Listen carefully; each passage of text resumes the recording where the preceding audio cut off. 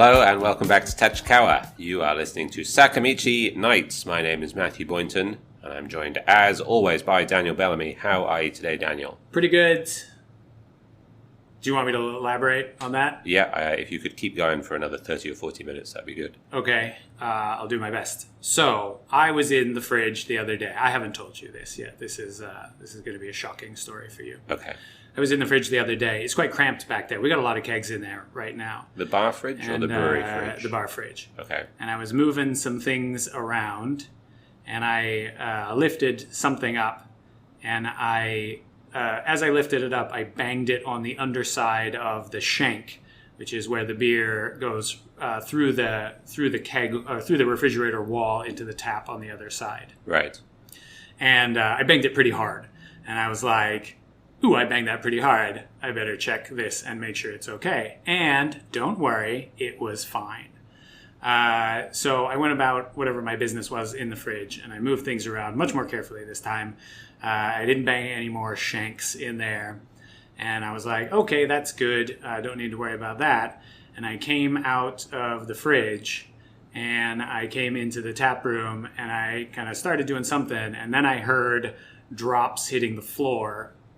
And I turned around, and the tap of the shank that I had hit was fully open. So from hitting it in the fridge, I had knocked the handle completely open. And it had basically filled the drip tray and had gone off the top, and I had finally heard it when it dripped onto the floor. Have you ever done such a thing? No, absolutely not. Do you want me to keep going for 30 or 40 minutes about this? So just for anyone who might not know what our fridge situation looks like, do you want to paint a bit of a picture here? We've got the bar, and then behind the bar there are 12 taps now. That's right. That go straight through to the fridge. Yeah. And then on the other side of that fridge wall, there are holes that are drilled through this, are the kegs that the beer comes out of. Yeah. That is the fridge. Right. And the sort of the metal pipe that goes through the fridge wall, that's the shank, right? So you banged the shank. I banged the shank in the fridge. Yeah. And that water hammered, or beer hammered, I suppose, the tap right open. Yeah. The beer was flowing into the drip tray. Yeah. And then overflowing Filled onto it the up, floor. Right. Overflowed the drip tray and started going onto the floor, which is when I finally heard it. Was it the infinite darkness that you didn't No, thankfully not. It was not the most expensive beer we have on tap. It was Shib Sesh, so... Oh, well, that's fine then. Yeah, that's all right. No worries. Yeah, I didn't... obviously, I did not realize that was possible. Like banging it on the one side. I didn't think that would slap the tap open. Those are new taps though, right? The four new ones we put in are like, oh no, I guess they're not, right? They've been in circulation because we bought those for the jockey box. So okay, I take all that back. Sometimes the brand new taps are a little bit loose. The action is a bit loose on them. Yeah. But I don't think that was the case with this. Anyway, that was you learn from making mistakes, right? So I've learned something. What have you learned? Just be more careful. Don't be a klutz. But I've been learning that lesson for 45 years now. Any day now. I'll figure it out, yeah. Well, I'm glad to hear that all's well that ends well. The crisis was averted and you did manage to close the tap before you completely flooded this tap room with delicious Shibasaki session. Right, 10 liters or whatever was still in the keg. Should we give a brief brewery update? I think so. That's what the people want. It's been going on in the brewery. Big news from the brewery. I bought a portable temperature and humidity sensor that is attached to the wall in the brewery. Why would you do that to yourself? So now I can see just exactly how hot it's getting in there. Today was a kegging day. I actually kegged the beer that we are going to be drinking on this week's pod. Spoiler alert. And it got up to 43 degrees in there, which is pretty hot. That is hot. I will say that I've been in there on brew days, and it feels much, much hotter on brew days. Yeah. So I wouldn't be surprised if we're getting up to 50 degrees in there on brew days. I mean, obviously, you're still alive, so... Yeah, what kind of temperature do you reach where, organ failure is a possibility? I mean, 50 degrees for any real length of time. Right. I think over 45 is dangerous. But, you have to take breaks by going and standing in the fridge, maybe banging a few shanks while you're in there every now and again. But the good news, and I know that you, the listener, are going to be delighted to hear this, is that we are going to be having an air conditioner installed in the brew house in the very near future, which should alleviate some of those issues. The guys came in tonight to have like a look at the space and figure out where things needed to go and stuff. And so they came in the evening, and it was not nearly as hot as it gets in there. And they walked into the back and they went, oh, like that. So you guys need an air conditioner. They were like, yes. Why did it take you so long to call us? Yeah, we'll be here tomorrow. Yeah, it was probably only 38 or 39 when they went in there. Yeah. It gets pretty hot in there. So yeah, brewery update. We have one beer in the tank right now. That is the collaboration that we did with Be Easy when Gareth came down here to help us brew. And the other beer that was in the tank got kegged today, and that is the beer that we are going to drink on this episode. Do you want to tell the people about the beer? Yeah, absolutely. It is the latest in the series of hazies that we do called Haze Craze. This one is called Pop Picker. That's right. What's the picker from? This does not mean things to me. That phrase doesn't mean anything to you? Picking fruit? Pop picker would be somebody who chooses the records to play on the radio, like a radio DJ. Different from a DJ? Yeah. Well, it's just a slang term for it. Okay. Hello, pop pickers is a catchphrase that one of the Radio 1 DJs used to have back when people would actually listen to the radio to hear the top 40, to hear what was not going to be number one that week. That sucked, didn't it? Spoiler alert, it's Bryan Adams again. Did you record... We're trying to have a tight episode, but here we go. Did you record songs off the radio on a tape? 100%, You're yes. of an age. That was a real pain. I am admitting to a crime by saying that, I think. But that is something that I did. You have to wait for it, and then you would stop waiting, and you wouldn't have your finger on the button, and the song would start, and then the DJ would talk over the beginning and the end. Oh, God, that was the worst, wasn't it? The pop picker. The pop picker would talk. He would be just cutting in over the first 15 seconds of the song before the lyrics started, right? No one's here for you, guy. I don't know what that means. Like, no one's here for the DJ. Oh, right. I'm here for the song. No, yes. It's like a referee with a huge, like, strikeout call, an umpire in baseball with a huge strikeout call. Like, we're not here to see you, guy. It's like going to watch a live music or a band in Japan, and the singer spends half of the gig talking. So, right. Hey, man, I didn't come here to hear your life story. Just shut up and play your little songs. Sing songs. That's what I'm here for. Anyway, Pop Picker. Yeah. It's Hazy IPA. What is different about this one compared to the previous iterations in the Haze Craze series? Well, a couple things. One, we used Cryo Pop this time. Cryo Pop is a blend, That's I believe, right? A blend of a few different, cryo blend of a few different hops. And I think this one, you really amped up the amount of hops that went into it. Is that correct? That is correct, yes. So for dry hopping, we amped up the amount of hops. When we're adding hops to the cold side of the beer, dry hopping, usually I measure it in grams per litre. So how many litres in the tank, multiply that by grams, that's how many grams of hops go in. And this one has double the amount that the last beer in this series had. So it should be even hoppier than that one. Should be. Right. Let's find out.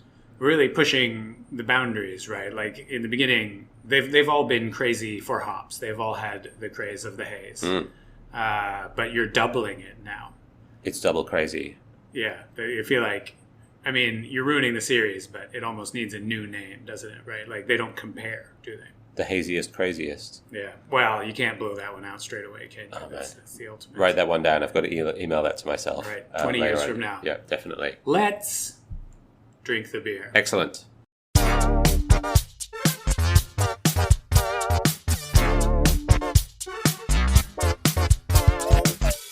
Hazy IPA. Let's start with some fairly basic questions. Is it hazy? Is it I? Is it P? And is it A? Yeah. Yes? Good. Yes to the first one. It is hazy. It's not P, as far as I know. It is pale. That's what the P stands for. Oh, okay. That's what we're doing. Yes. Right. Then yes. So it's hazy. Good. It's Indian. It is Indian in the sense that it's very hoppy. Yep. It's pale. Is it an ale? Yes. Good. Okay, we nailed it. We've nailed every aspect of this beer. There's nothing not to like. What else can you tell me about Haze Craze Pop Picker? This is probably the most quintessentially hazy of the hazies that we've made here, I think. Not that the others have not been hazy, but this one I feel like really pulls up the hazy armchair, settles into it, flips up the leg rest, and goes to sleep in the best possible way. That's quite a picture you painted there. Yep. Let's stay away from pairings territories for now. How would you describe the flavor? It is hazy. It is soft, fruity, juicy. I think one of the things that we really look for in hazy IPAs is that soft and juicy, pillowy mouthfeel, which comes from the water chemistry a bit, as we talked about on a previous episode. Yeah. It's definitely got some of that. Yeah. But it's kind of hard to nail down what it tastes like. Right. As you said, Cryopop is a blend. So there's a lot of different hops in here. What flavors are you pulling out? It comes across quite tropical to me. I get like some guava and passion fruit kind of stuff. I don't get a ton of citrusy bitterness out of it. Like a lot of times, I think you taste some grapefruit and lemon notes. I maybe get a little bit of lemon, but not so much of that astringency that you get out of like grapefruit and other harsher citrus fruits. But yeah, it's a little more kind of tropical and smooth to me. We talked about this last week, right? It's like eating a hat full of fruit or something. I can't remember what you said, but something like that from your childhood. Sometimes it's such a melange of different fruits all together. It's difficult to pick one out. But that's kind of neat, I think. It's like a Rorschach blot of a beer where everybody who drinks it is going to taste something a little bit different in it. I think... Is it Rorschach? It's not, is it? Rorschach. Yeah. Rorschach. The hops aren't trapped in here with you. You're trapped in here with them. Finally. Something yes. like that. I believe it was Busy Town and Richard Scarry's. I'm sure you've done your research since the last episode. You've been reading up about Richard Scarry's Busy Town. Put a lot of effort into this podcast. I think it smells quite sweet. I get a lot of sweet tropical fruit on the nose, but it doesn't taste sweet at all. There's a decent amount of bitterness, which I like in a beer. I don't like particularly sweet beers. Only 25 IBUs, but all the dry hops we put in might have pumped up that bitterness a little bit as well. But when I was young, in addition to eating hats full of fruit and reading books about Busy Town, we also used to occasionally get this tropical fruit juice from Tesco's, which came in a big kind of jug, like you might buy milk in. And it was a very bright orange color, and it was absolutely delicious to me as a child. But I couldn't put my finger on what it tasted like. It tasted like tropical fruit juice. Right, yeah. And this beer reminds me of that in a kind of a more grown-up way. Right. It's definitely got, to your point about sweetness, I think it's got some kind of bubblegum-like aromas to it. And that's something where, like, for me, I feel like if you told me this smells like bubblegum, that's a turnoff for me, because I don't really like that kind of just general sugary bubblegummy flavor. But it works in this for me. It, as you said, I think it just comes across as a bit of sweetness and blends with the fruit aromas that are coming out. And that particular sweetness that you get in the aroma doesn't carry through onto the palate. No, definitely not. And maybe the bitterness from the hops helps to balance out what sweetness there might be in here. Yeah, it's a pretty good one. What say you we try to pair this beer with something? It's one that takes you on a journey, but a journey to where and with whom and to what tube shall you be? Let's roll the dice and find out what we'll be pairing it with. Of course, we can't have either of the two most recent options, which were... Location and food. All right, so it's not going to be either of those. What is it going to be this week? Number 3, music. All right, that's an interesting choice. Do it. Lava lamp. Beanbag chair. Yep, Let's go. That's what I usually lead in with. But this time, let's say you're... No, I don't want to lead you down too far. But say you're on the beach You're with your buddies. You just come back from a particularly vigorous volleyball session. Okay. You flop down onto the mat. What are you putting on the boombox? Can I ask, were there slow motion high fives? Jumping high fives? So many slow motion high fives. That changes my answer. Peel the bandages off your hands, and you're ready to slip on a shirt and listen to some tunes. What's it going to be? Okay.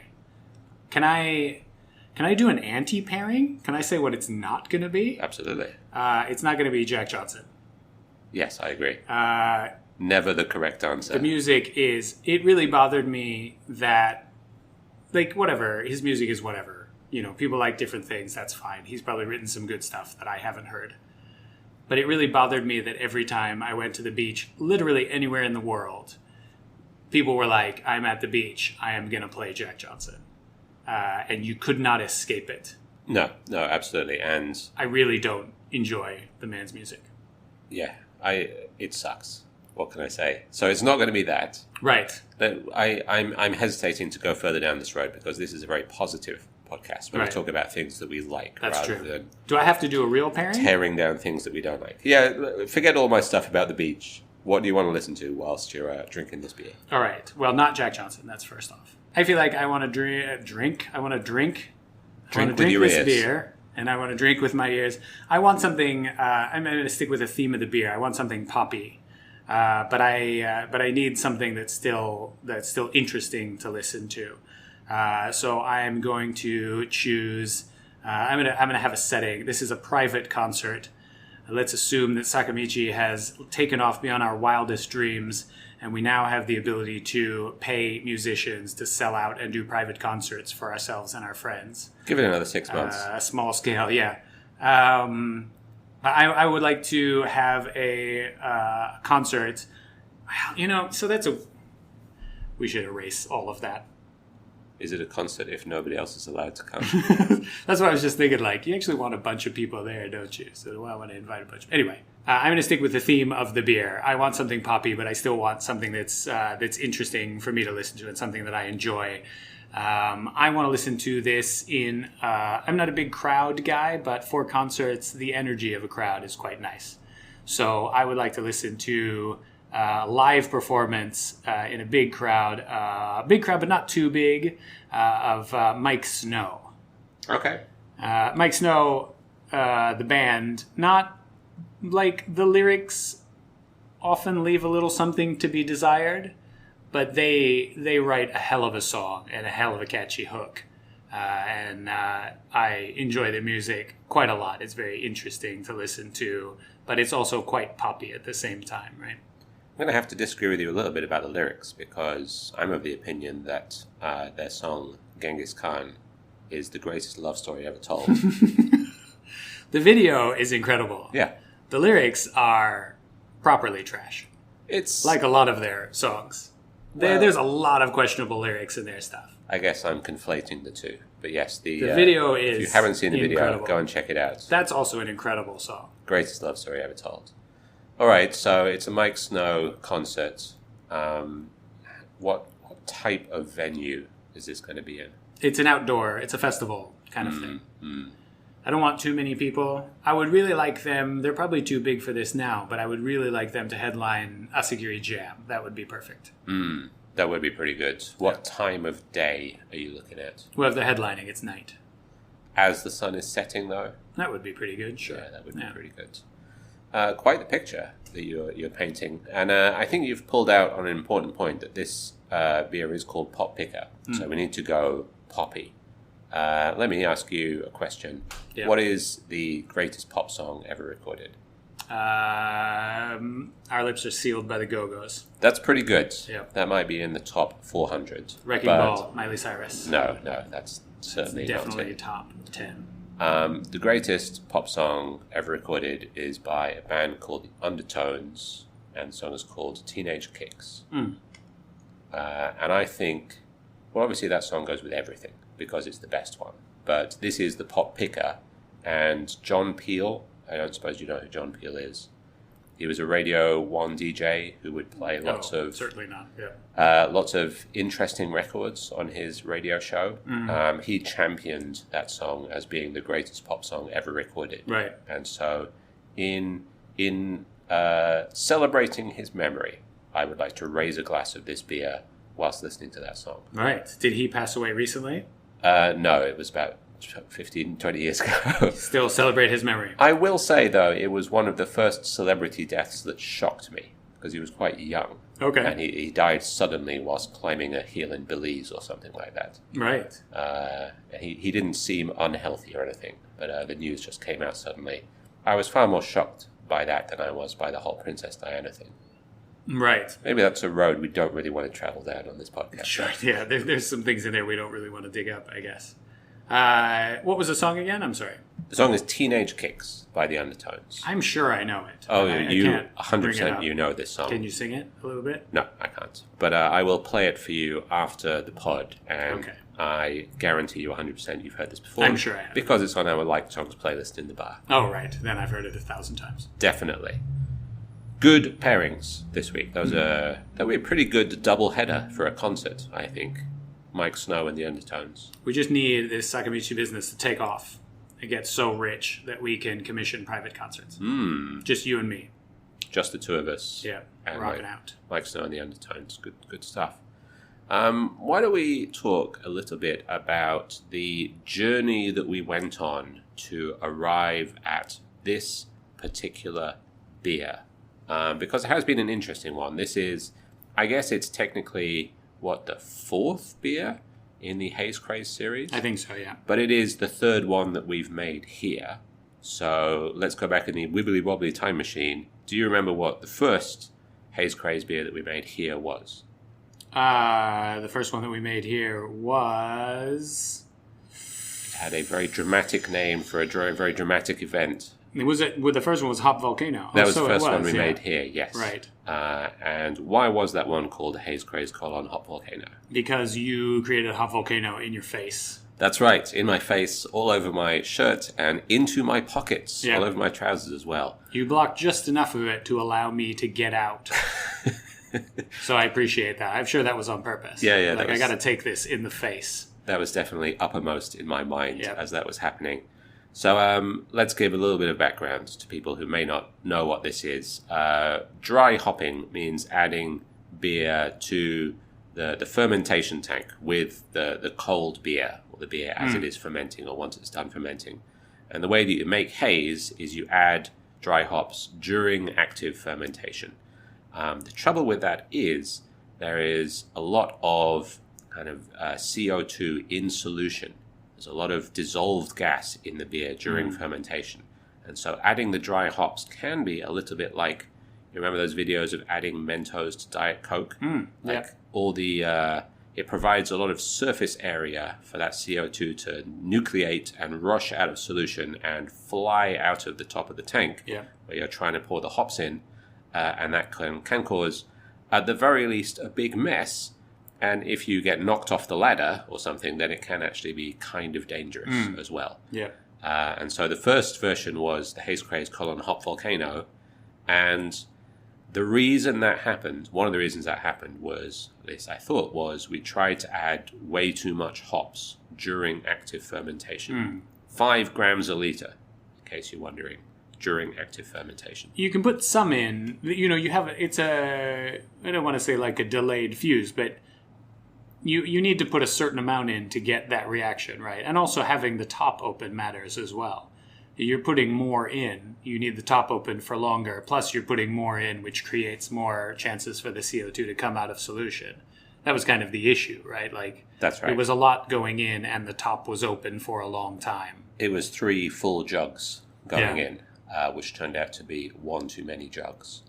But yeah, it was partially the amount, and partially, as we've since learned, one thing you can do is bubble some CO2 up from the bottom of the tank before you do it to kind of knock some of that stuff out of solution.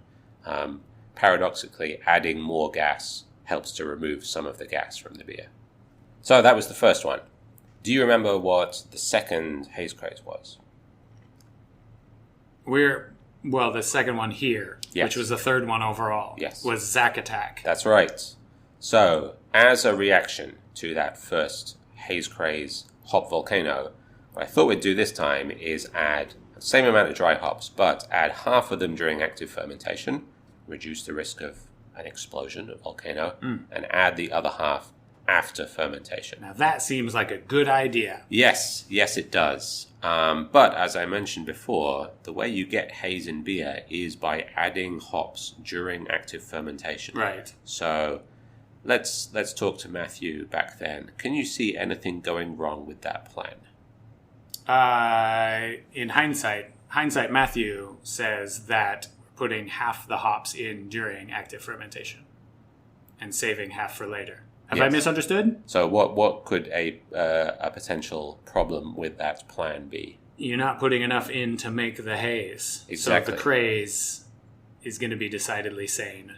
That's right. It's Haze Nays. Okay, This good. beer came out non-hazy. Yep. Still tasted like a hazy IPA because it had the same basic recipe, same amount of dry hops in it, but it just wasn't hazy.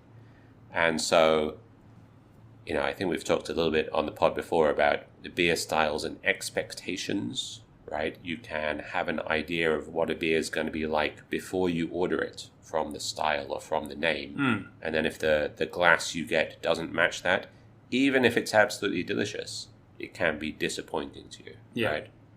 This is something that Sakamichi Nights superfan Krishna asked about the other day.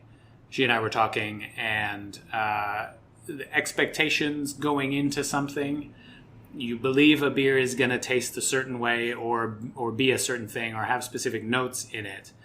And if it doesn't deliver on that, it takes a minute, I think, for your brain to catch up. And sometimes it never does. Right. Your first impression is in some ways negative just through being unexpected. And then it's hard to overwrite that, I think, a little bit sometimes.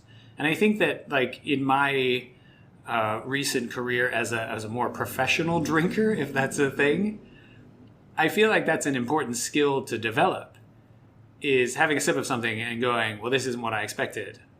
Okay, we need to wipe that slate. Is it good.com? Like, you have to start afresh on that and be able to kind of push away that first impression and evaluate the beer anew, basically. Right. But we were talking a little bit about Midnight Surfer, which is a second version of Midnight Sun. But Midnight Surfer's come out a little bit maybe more characterful, like a little bit more bitter than Midnight Sun did. And Midnight Sun was kind of light and crisp. And Midnight Surfer is a little bit more heavy-handed. And it's still very, very tasty. But I think that for people who are coming into it going like, ooh, a tropical version of Midnight Sun, it's going to be a little bit of a surprise for them. And if you can wipe that slate, then you can go, all right, this is a very kind of characterful, more bitter version. I get that. And I think that with Zack Attack, it says hazy IPA on the menu, and we hand people a clear glass of beer. We've already kind of subverted their expectations in what is potentially not a positive way. Right. So the executive decision was made to change the style of the beer from hazy IPA to juicy IPA, right? Which is probably a more accurate description anyway. A juicy IPA, I guess, is just a hazy IPA that isn't hazy. Is that right? That's kind of my feeling. Right. So that probably more closely aligns people's expectations to the beer that they're going to get in the glass. It was an interesting beer to serve because we have a lot of customers come in and say, I would like they pick out the hazy IPAs on the menu. Right. And they go, ooh, hazy IPA, that's what I like. I'm going to order that. And then we would serve them Zack Attack, which tasted very much like a hazy IPA, smelled like a hazy IPA, but didn't look like a hazy IPA. And I heard people, either I would hand it to them and go, oh, it's very clear. But then I heard people take it back to their tables and drink it and go, it smells and tastes like a hazy IPA. Right. So the similarities were not lost on a lot of people. But the first sip is with the eyes, as they say. Yes, they do say that. And, again, if you're subverting expectations but not, It could be in a nice way. It could be in a way that kind of like wrong foots people a little bit. So I feel like Juicy IPA, again, as you said, it's a hazy IPA that's not hazy. And I think it probably more closely aligns with what Zack Attack ended up being. How blessed we are to have such intelligent and discerning customers. They're able to take a beer back to the table and reevaluate things, take a step back. It's great. Yeah. So the reaction to that, to the Zack Attack, was this beer that we are drinking now, which is Haze Craze Pop Picker. And so we've stayed with the idea of adding the hops in 2 additions. So half of the dry hops during active fermentation, half of them after active fermentation. Which means it's a reduced amount, which should mean no more hop volcano in your face. Well, we've improved our techniques in the brewery. Right. And so bubbling some CO2 through the tank before adding the hops helps to knock all of that out. And I've probably got a bit faster at adding the hops in as well, right. which certainly helps. So we've stayed with the idea of splitting the addition into 2, which is fairly standard for us, but doubled the amount of each addition. Right. So this one has definitely come out hazy. Yeah. It's a reaction to a reaction to a reaction. And it's also slightly paler, slightly juicier, and I think slightly, dare I say, slightly more crushable than any of the previous iterations as well. We keep saying that we're turning the crushability up to 11, but then we keep redefining what 11 means. Yeah. That 11 just keeps getting higher and higher. You know, it's a weird phrase. That's how maths works, right? Yes. You know, it's a weird phrase in this vein, pushing the envelope. Envelope's not really an extreme kind of thing. Yeah, if you it's ask a bit me of stationary. to think of the most extreme thing I could. Pushing an envelope's not really up there. No. I mean, I've pushed an envelope. Was it extreme? Do you think this might come from the Top Gun guys? Is there such thing as like a Mac envelope or a flight envelope? I'm sure it has another meaning, but it's way more fun to think about it as just stationary. I feel like there were probably some accountants somewhere that were doing some extreme accounting in the days before email. And this beer really turns up the laminator. Yes, let me tell you. Right, yeah, it's on that level of. Anyway, pushing the envelope always struck me as a bit of a weird phrase, but it's what we use. So we are definitely pushing the envelope of crushability. It's an interesting journey to see just how far we can take crushability, or how far crushability can take us. We have 11 listeners, and I'm sure someone is going to chime in with what pushing the envelope actually means in some kind of like rad extreme sense. I look forward to hearing all about envelopes being pushed and how extreme that really is. You've reminded me actually of a question that I want to pose to the listener, but I'm actually going to save it to the end of the episode. So you're going to have to stay tuned, but I do have a question. Are we not there yet? Not quite. Okay. But I do have a question for you, the listener, that I'm going to be asking at the end of this episode. Before we get there, though, why don't we talk a little bit about what we are going to be doing over the next couple of weekends? Yep. We're hot with events right now. It's pretty exciting. This weekend we're going to be in Kunitachi on both Saturday and Sunday. We're doing a little event there. There's going to be 5 breweries there. There's also going to be several local restaurants that are going to be selling stuff. And I think some people doing local people that do handmade goods and different things like that. That's just on the north side of Kunitachi Station. So if you're anywhere on the Chuo line, you can get to the Chuo line. That's a pretty easy one to get to. That's Saturday and Sunday. And then next week we'll be in Kameido. Kameido on the east side of Tokyo, there is a shopping center there. It's called Kameido Clock. I have no idea why, but that's what it's called. If you look it up, you can find it. I mean, there's clocks in lots of places, but they don't identify by that. They're not as good as this clock. I guess so. That's probably what it is. Anyway, there's a great clock there if you're into that kind of thing. And if you're not into that kind of thing, we'll be there serving beer, along with a bunch of other really great breweries as well. They have a really nice space there. We went to the AQB anniversary event there last year. We just went to drink. We didn't have a booth or anything.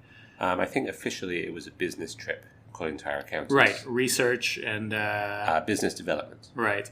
It's a really nice space, isn't it? It's a great space, nestled in It's the middle of the outside, shopping it's center, got but it's outside. Nice grassy areas, but it's also quite shady on a hot day, like it's going to be.